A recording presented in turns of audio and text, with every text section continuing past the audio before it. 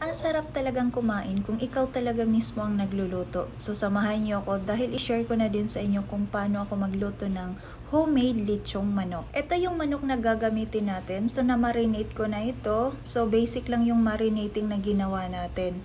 At natuhog ko na din to sa stainless na stick ng air fryer oven.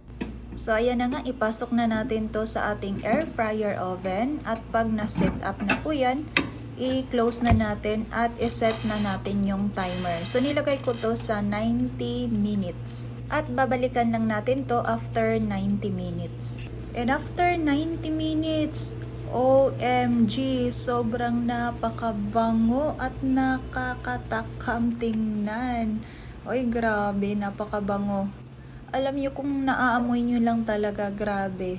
Sa amoy pa lang, ulam na ang sarap ng tingnan. So, pwede na natin itong hanguin gamit ang ating malaking tenedor. At napakabango. So, ito na nga, may na-set up na tayong lettuce dito.